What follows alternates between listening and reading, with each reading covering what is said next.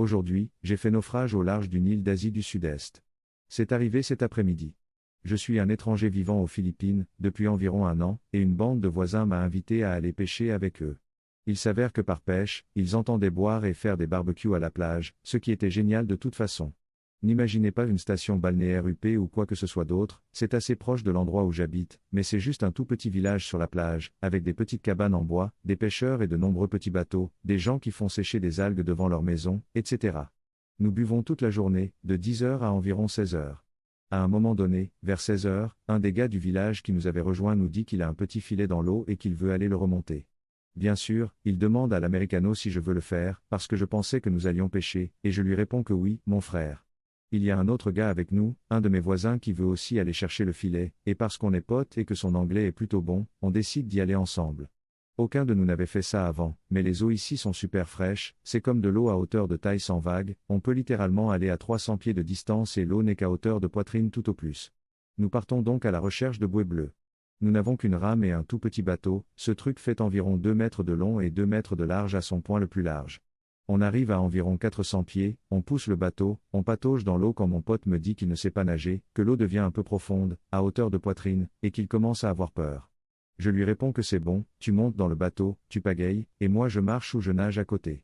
Il est bon de se rappeler que nous sommes tous les deux très ivres, et que nous rigolons tout le temps en plaisantant sur le fait que nous sommes maintenant des pêcheurs.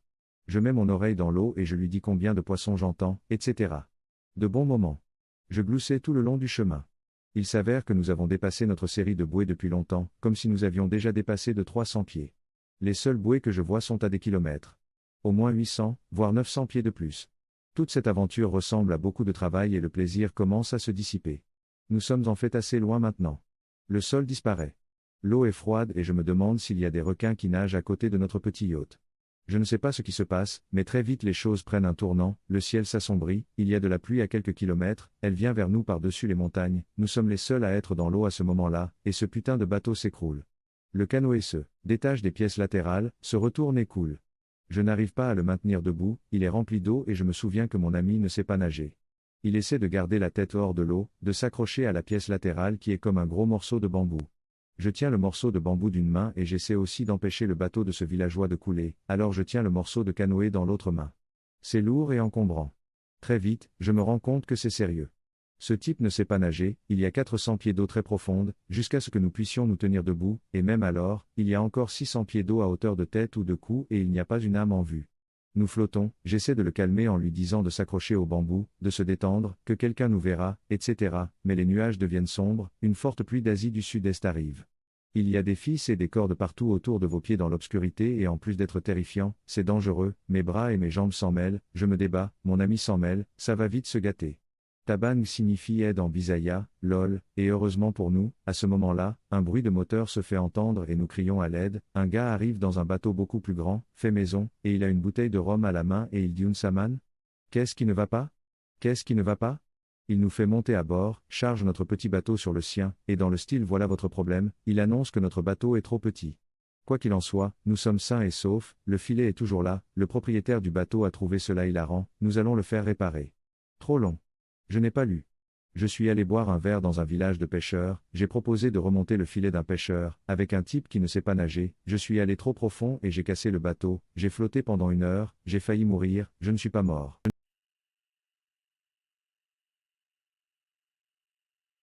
Aujourd'hui, je me suis réveillé en plein cauchemar. Il y a quelques années, j'ai fait un cauchemar. Un très mauvais cauchemar. Un de ceux qui vous restent à l'esprit un bon moment après votre réveil. C'était quelque temps après la sortie de Casino Royale. Vous savez, celui avec la scène de torture dans laquelle Daniel Craig est attaché à une chaise alors qu'il est nu. Mon cauchemar correspondait plus ou moins à cette situation. J'étais donc là, nu et attaché à une chaise avec les bras et les jambes. Mon tortionnaire utilisait toutes sortes de méthodes pour me faire dire un secret. Chaleur, froid, coups, choc électrique, et j'en passe. Mais rien ne marchait. Je ne craquais pas.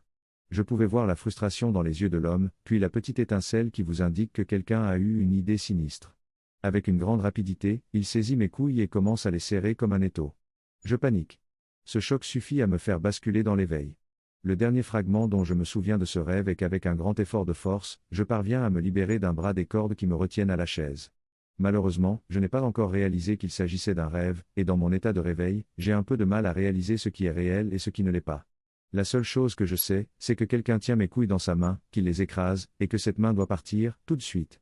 Malheureusement, la motricité fine après un réveil brutal n'est pas tout à fait à la hauteur. De plus, le fait qu'il n'y ait rien pour ralentir la course de ma main vers mon scrotum rend l'impact encore plus violent. Je me frappe, en plein dans les couilles, avec une certaine force. Alors que je gémis sous l'impact, je réalise que ce n'était qu'un rêve. Je reste un peu allongé dans le lit, trop blessé pour bouger, me sentant stupide et embarrassé. Au bout d'un certain temps, je sors du lit. Il est impossible de se rendormir après cela. Trop long. Je n'ai pas lu. J'ai fait un cauchemar, je me suis réveillé en plein milieu, je me suis tapé les couilles.